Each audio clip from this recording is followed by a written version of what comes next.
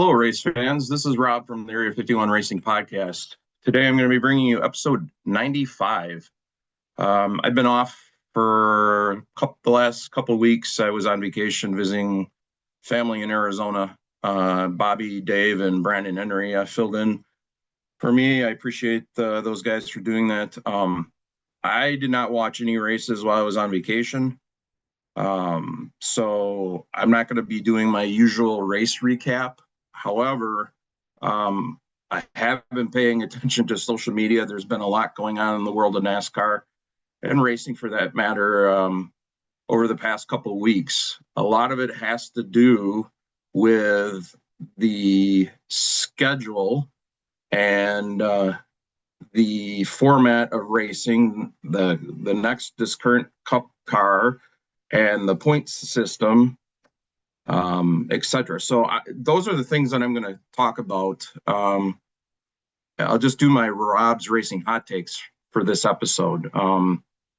So to start out with, I will talk about a conversation that Eric Estep did on his Out of the Groove podcast this past week with Steve O'Donnell, who's the president of NASCAR. It was a very interesting and good interview. Eric is a well-known, respected journalist, very tall guy. So he sticks out in the crowd when he's at a racetrack. You can definitely see him. He does very good work. He's like I said, well respected in motorsports. But I watched. I didn't know about the interview until I saw some other posts when I was doing some research for this episode, and somebody suggested that I go check it out, as they mentioned that Steve O'Donnell discussed a bunch of possible changes coming up, not only in the Cup Series but also the Xfinity Series, and like some other playoff format changes, etc. So the biggest thing that caught my attention during that interview is Steve O'Donnell mentioned that there's plans to change the chassis of the Xfinity Series car to the current Gen Cup car chassis. And then the car would just have a different body specific to the Xfinity Series on it. And when I heard this, I just shook my head. I don't understand why NASCAR needs to mess with a good thing. The Xfinity Series is the best racing there is. The cars look like race cars. You can pass, you can race, and everything. I don't know why they're going to go to this platform of this current Gen Cup car that, in my opinion, and others, not only just fans, but also other drivers such as Denny Hamlin, legends in the sport such as Mark Martin, Richard Petty, they all have said that this product that this current car is bringing to the track, other than intermediate tracks, which the racing has been okay, has been garbage. They can't pass. They're little to no fall off on the tires, etc. You know, if I've talked about this several times on the podcast here, but it just as soon as I heard that, I just cringed, and I'm like, no, please don't ruin a good thing that you got going. Why would you make your Xfinity Series teams, where you have a lot of independent teams, for example, Jeremy Clements Racing, that would have to spend millions of dollars to get a chassis of a Cup car in order to now race, which it wouldn't be just the chassis. They'd have to change the suspension. They'd have to change, a whole bunch of stuff, because with a chassis change, you're going to have to change suspension and other parts to make it work. And then you also are buying a new body. So you're going to have a new expense for that. And that is a major negative impact on these smaller independent teams that race in the Xfinity series. And not only the small teams, it's going to be a big impact on these bigger teams in the Xfinity series that don't have Cup teams, such as Junior Motorsports. However, Junior Motorsports is affiliated with Hendrick Motorsports, so I assume based on that, connection and alliance, that it wouldn't be as big of a problem or expense for them. But basically, Steve O'Donnell said that the reason why they want to do these changes and the reason why they went to this current Cup car is they wanted to bring parity to the sport. And they wanted to get rid of the so-called, engineer ingenuity that teams had with the previous gen Cup car, where they were able to dominate and come up with different ways to make their cars faster. They wanted everybody on a level playing field. And he made the statement, which when he said he wants all the cars on a level playing field and all of them have a chance to win, in the next breath, he also says that they're satisfied with the 15 to 20 cars that always run consistently in the top 15 to 20. So I don't understand the parity there. If you have the same cars running in the top 15 to 20, then how is that parity when you have 39 cars or whatever it is that the field is in the field? So I don't get it. I guess he did say that NASCAR, they are listening. They appreciate the fans speaking up, being vocal.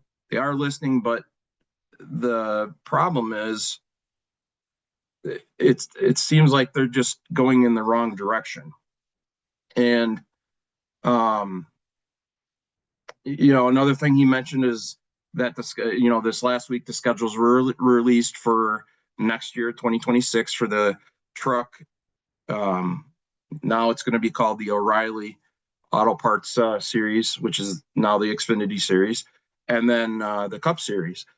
And there, he talked about the races that are listed as the playoffs, that they could still change the playoff format. So if it says that's a playoff race, he said that's not locked in stone. That could change based on if they decide to do a different playoff format. So I guess that's a step in the right direction. I'm not a fan of the playoffs at all.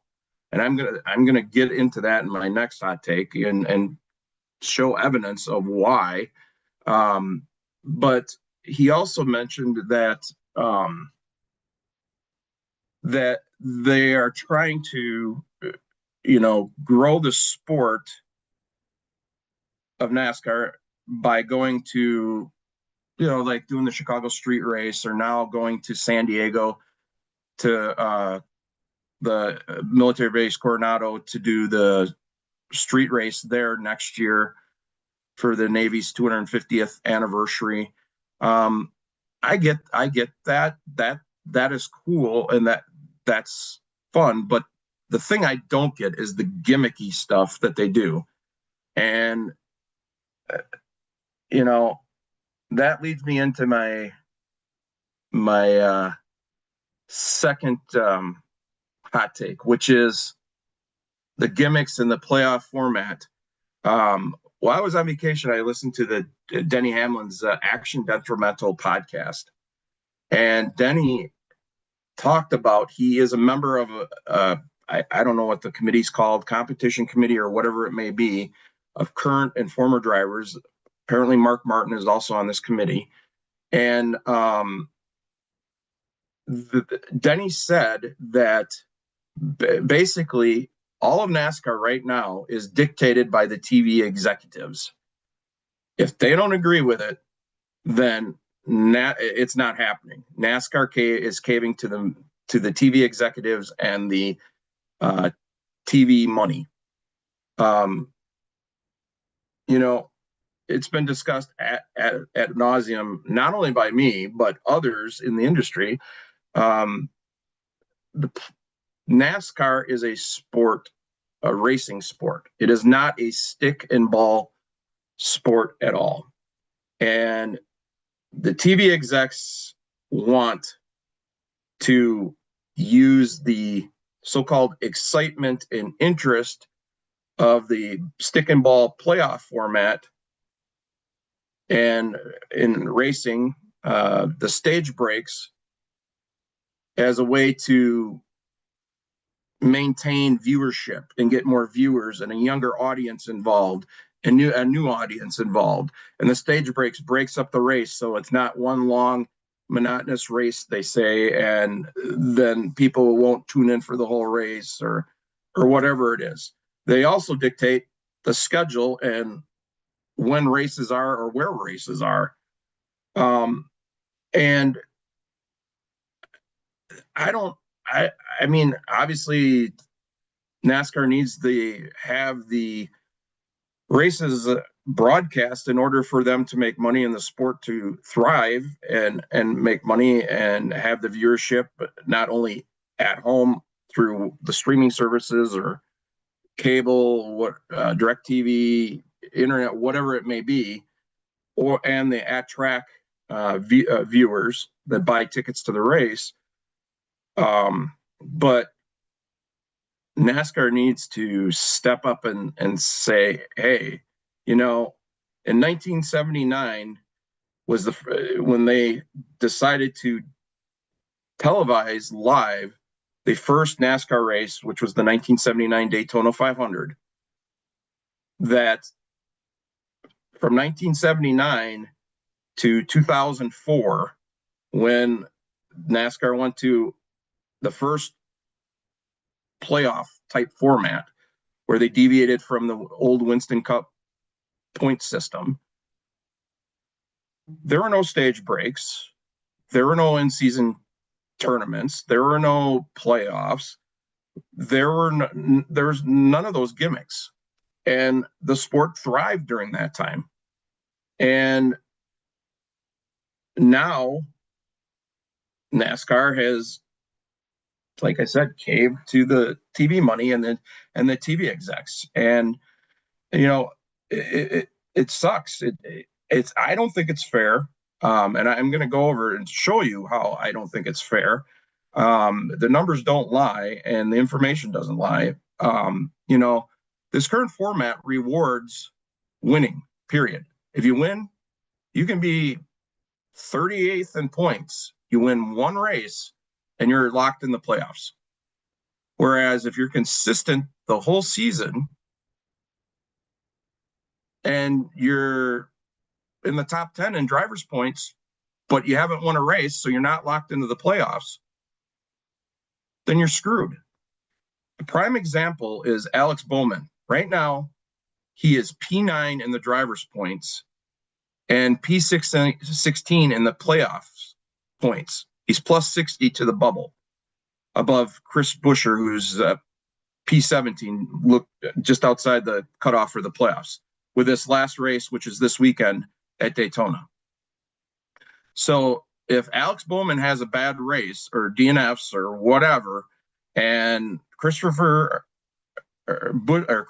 I should say, is able to make up those 60 points, which he's going to have to basically win or do really well, but it's possible Alex Bowman, who sits currently 9th in the driver's points, who's been consistent but hasn't won, is going to get penalized and not make the playoffs when he should be. And here's two other points.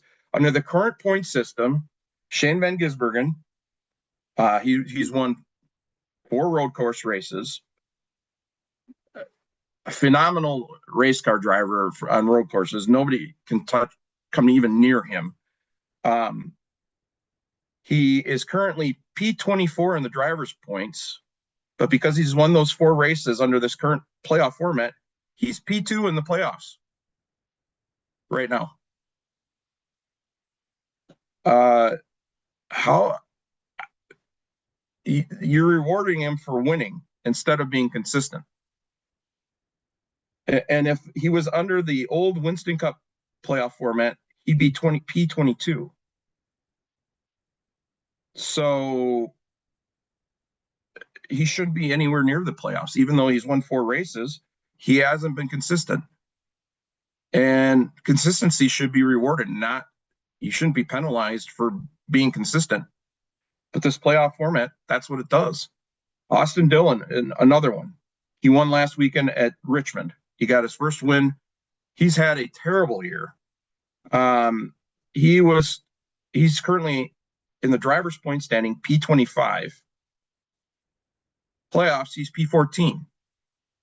He's got a win, so he's locked in the playoffs now.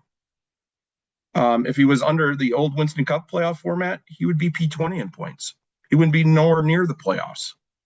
Again, he won 1 race. NASCAR is making a priority of a race win means more than being consistent during the whole season. And I don't think that's fair. I know Mark Martin has said that, one of the greatest race car drivers ever, in my opinion. He even made a statement that now he feels that all the wins that he had during his career, that they don't mean as much now because the way the emphasis on wins now are made by NASCAR. And I don't blame him. And then the true drivers that should be pissed about this current playoff format, who've been consistent this year and been decent, are Kyle Busch, who currently is P16 in the driver's standings and P19 in the playoff standings, but he's been consistent, but he hasn't won. So he's not in the playoffs unless he wins at Daytona. Under the Winston Cup standings, he would be P15. So if they took the top 16 under the old Winston Cup thing and put him in a playoff format, he'd be in. Ryan Preece is another one. He's currently P13 in the driver's point standings, but he's P18 in the playoffs. And under the old Winston Cup format, he'd be P13. So he would be in the playoffs too. So instead of Austin Dillon and SVG winning, getting those wins and not being as consistent, Kyle Busch and Ryan Preece are not in the playoffs as a result. So there's a lot to work on. Steve O'Donnell's interview gave me some hope of glimmer that, maybe they are going to try to do something and change it. But, stage breaks too. This goes right hand in hand with this playoff format. Tell me, what motorsport do stage breaks and a playoff format are used? IndyCar doesn't use it. F1 doesn't use it. IMSA doesn't use it. You don't find that at your local grassroots asphalt or dirt tracks or any of those series. You don't find it in like Kyle Larson's and Brad Sweet's High Limits Racing Sprint Cup series, or Sprint Car series, I'm sorry, or the World of Outlaws Sprint or Late Model series. None of that. It's a straight up point system. And whoever has the most points and is most consistent during the year wins the race. They still have viewers. They still sell tickets. They still have people coming to the racetracks. This horse crap excuse that we're not going to have a viewer because if somebody wins the championship 3 weeks early, nobody's going to want to watch. It's not going to be exciting. That's bullcrap. If you're a true race fan and love racing, you're still going to watch. you may have your favorite driver may not be the champion, but they still have a chance to win the race. You still want to watch the race to see if they win. I mean, I don't know, prove me wrong, I guess, but either way. So then, you know, the sport has been successful without a playoff format, you know, from, you know, when it started in it started in 2004, all the way back into the beginning, back in the 50s when they had racing. You know, everything was successful. You had viewers. You didn't need these gimmicks like stage breaks, playoff format, stick and ball, tournaments, that type of stuff. You didn't need that. You had true racers or true race fans. I mean, NASCAR, you sanction grassroots track throughout the United States under the Advanced Auto Parts weekly series. And you don't use that format there. So why use it at your top 3 levels? It's because of you caved to the TV executives and the money because they wanted you to, or they wanted to do the stick and ball format. And that does not belong or in NASCAR, in my opinion, at all. It is just a gimmick and it shouldn't be in racing. You know, and I'm going to get into it too, my next hot take, but you're alienating people my age. I'll be 55 at the end of October. I grew up during the golden age of racing, in my opinion. The 70s, the 80s, the 90s to the early 2000s. Great racing. Race cars were race cars. They looked like street cars. It was exciting. It was fun to watch. So what if your champion won the championship with 3 races to go in the season? That's great. You know, Landon Huffman, who races in the South, he I think it was Hickory Motor Speedway. He was track champion there. He races in the Cars Tour, I believe, down there, and some other racing series. He had a tweet also this week, and he basically said, hey, we have our championship. We got 3 races left or whatever in the year.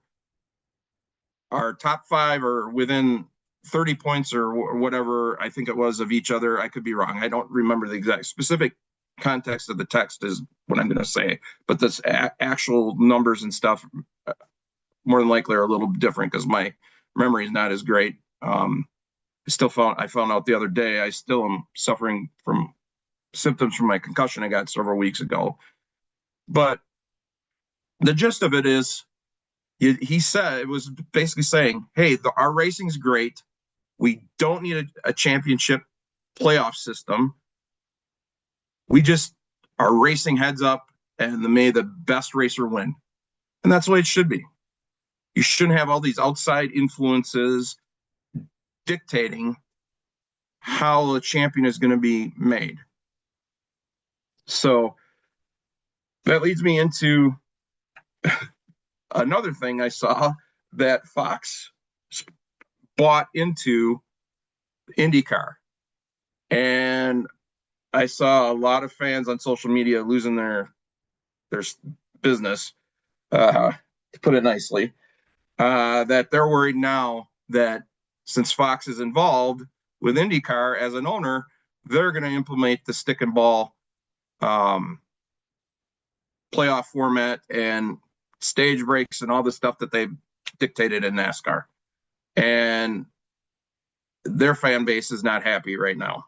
And I hope they don't do it, but I'm over 90% certain that that's probably going to happen, just based on the history of we've all seen happen in NASCAR over the years. So since 2004, when they implemented the system, in 2014, I think it was, is when this current playoff system was basically formed and has been in place since then. So I don't know, but it is frustrating on my part. I know obviously some drivers have said the same thing. They don't agree with it. It's frustrating for them. It's frustrating for a lot of fans. Um, am I not going to not watch racing anymore? Yes, I'm going to watch racing. I love racing. It's a passion of mine. I've been a fan since as long as I can remember. You know, it was passed on to me by my parents at a young age. We went to the racetrack, our local racetrack, every Saturday. So, you know, it just racing's in my blood. I was a part of I was a NASCAR licensed pit crew member in the Whelen All American Series that we raced across the Midwest for, you know, like I don't know, 3-4 years before my health got bad. It's, I love racing. I mean, you can look around me. I mean, all the memorabilia and stuff. I wouldn't have this. I wouldn't be doing this podcast if I wasn't passionate about the sport. And you know what? If you don't agree with me, that's great. We can agree to disagree. I don't have any problems with that. That's the greatest thing about our country. We have freedom of speech and we can agree to disagree. I have no problem with that. It's just my opinion and an opinion of others. So, you know, maybe at some point I'll come around. I doubt it because I like the old school format, but if they make some type of concessions and changes to make it better, where winning doesn't mean you're automatically in the playoffs and it rewards consistency more, then I'd be good with that. So that leads me into my third hot take. Bob Pycrass, another well-respected person that covers motorsports.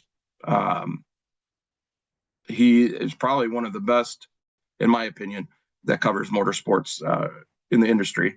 He posted a tweet this past week that he had a conversation with Ben Kennedy, the executive vice president and chief venue and racing innovation officer for NASCAR, about the All-Star race going to North Wilkesboro Speedway in 2026, and then Dover Motor Speedway getting the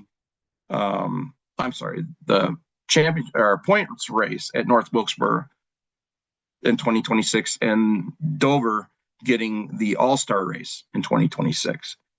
And there was some back and forth on social media with Bob Pycrass and some fans. Bob even said that Ben Kennedy said it's more than likely, end quote, that it will be a day race at Dover.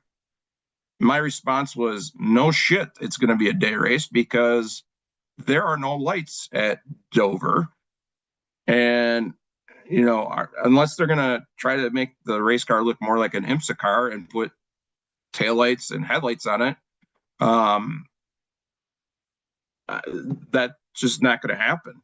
I guess they could potentially bring in temporary lighting, but I don't know.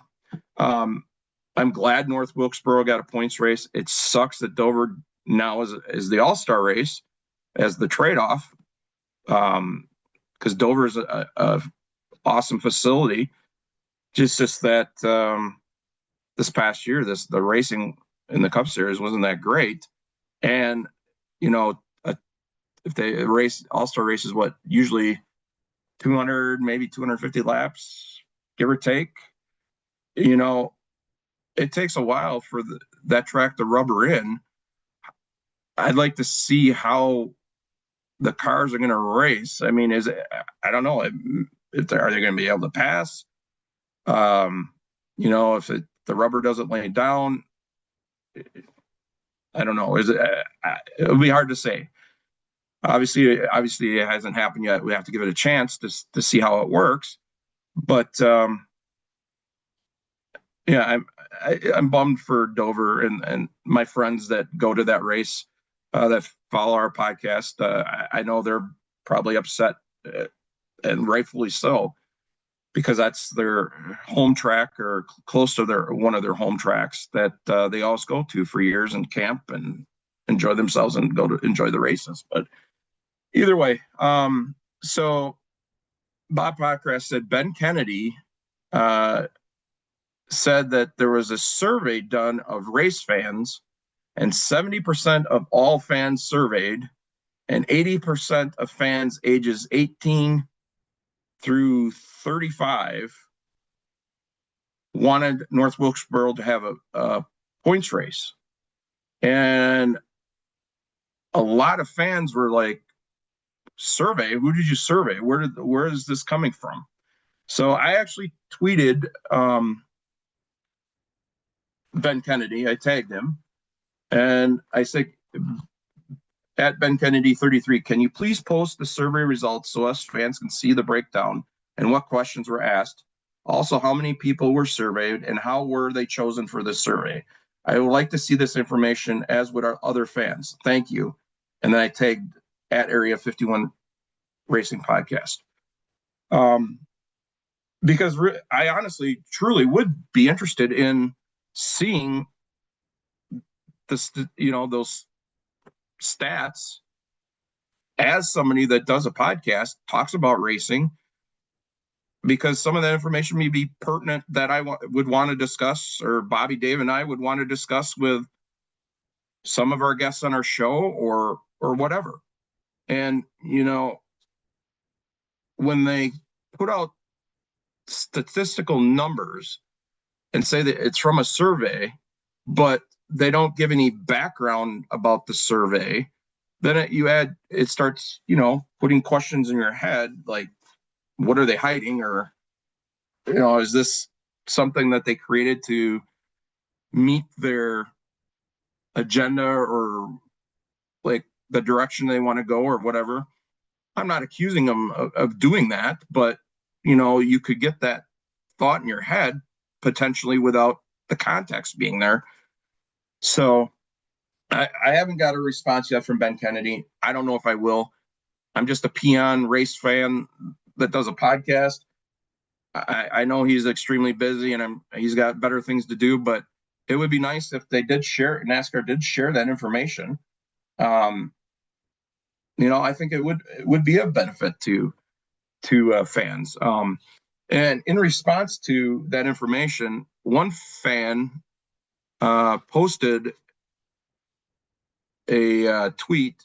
His username is Renegade Cowboy. I don't know, there's no context of where he got this from, but it says, here's a breakdown of the age demographics for NASCAR fans.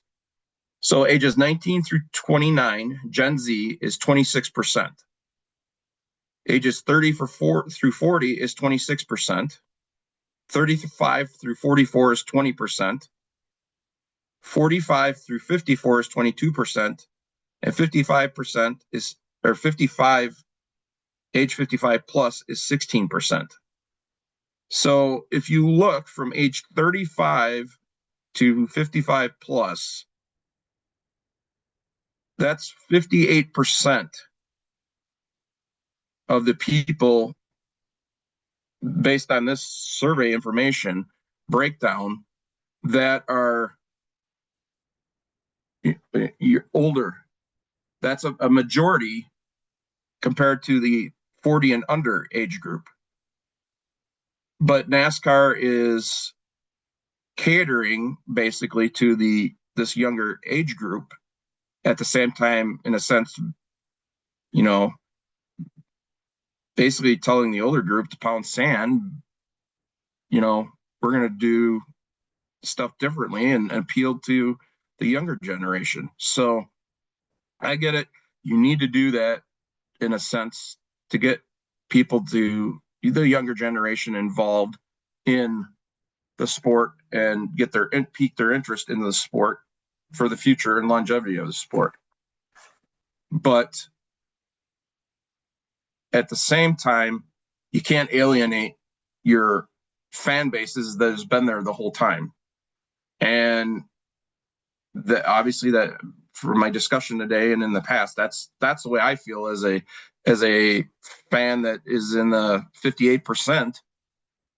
Um, and then here's another survey I found from 2024 that was done by YouGov, where they surveyed fans in as far as who liked each race team by age groups.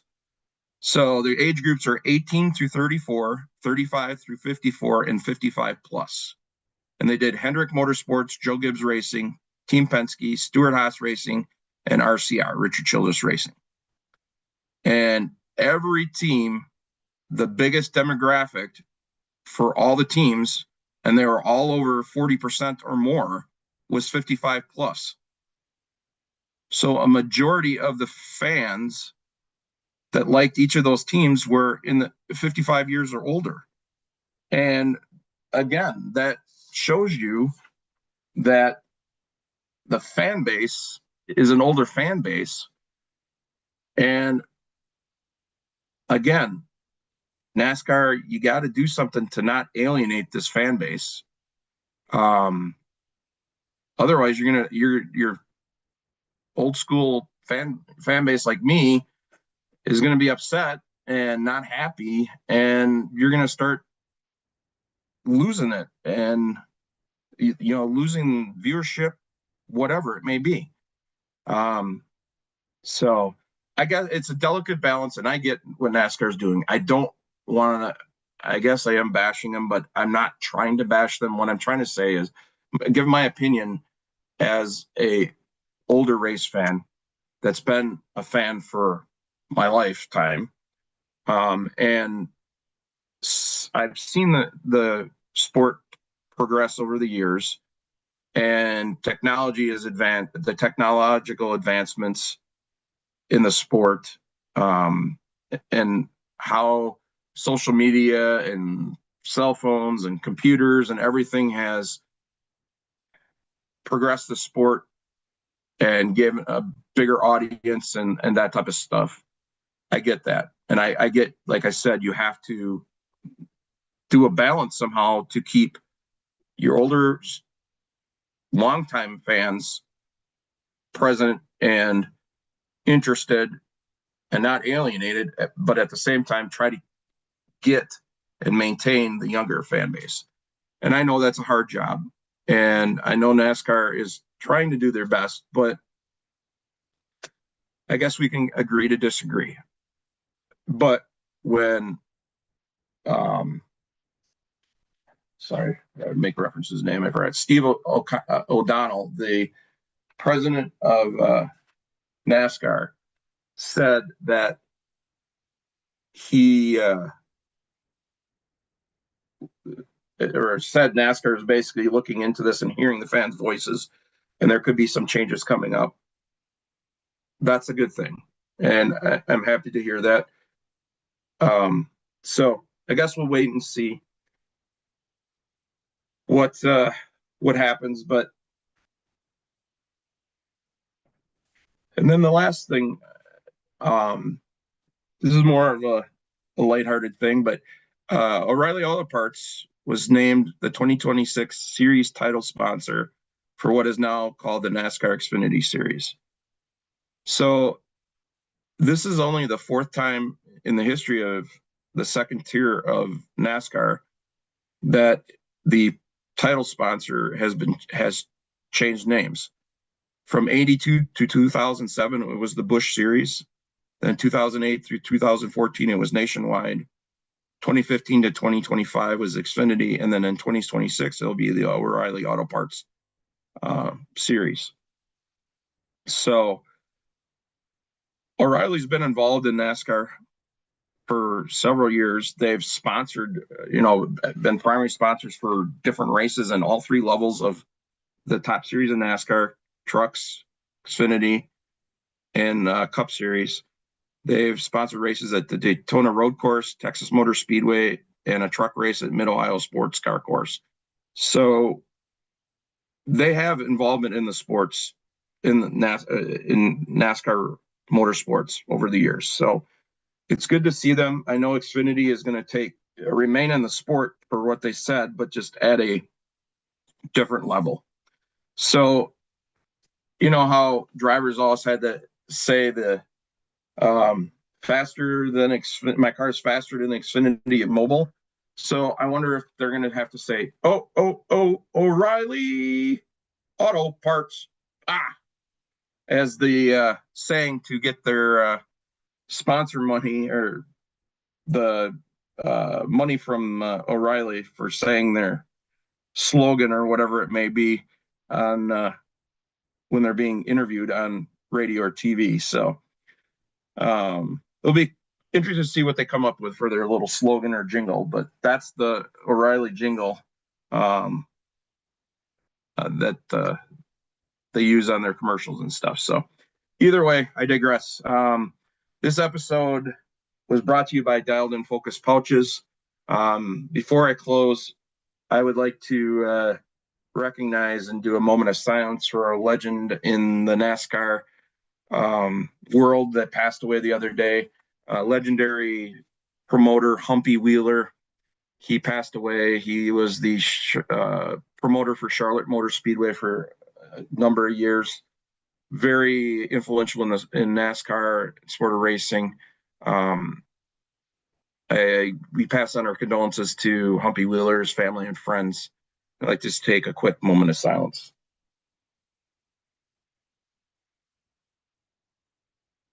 Thank you. On that note, this will bring the end to episode 95 of the Area 51 Racing Podcast. Without all our viewers, listeners, and our partners, we would not be able to do this podcast. We thank you all. Thank you to all our partners. Make this podcast possible. Spartan Waste, Fox Sports Spartanburg, Harrison's, Action RV, Kylie Glick Racing, Mattman Designs, The Runner's Roost, Alliance Drive-Away Solutions, Anna Moore Designs, Circle B Diecast, Driven Sunglasses, Elite Towing and Recovery, High Speed Auto, The Racing Warehouse, and Armadillo Apparel, Belcher Cheesecake Creations, Fly and Form Concrete Structures, First Pacific Funding, Gale Beard Products, Wings, etc., Dialed In Focus Pouches, Benzik Designs, Schanzenbach Landscaping, Enigma Tattoo Studio, Aero Parts Group, Overwear Apparel Group LLC, SBJR Designs, HGS Henderson Jet Services, Halsey Systems LLC, Ava Hansen Racing, and then, of course, Jeremy Clements and Jeremy Clements Racing. We greatly thank you all. Again, without all of you, Bobby, Dave, and I are not able to do this podcast. And we love doing this. We love sharing our passion for the sport of racing with our listeners and other race fans.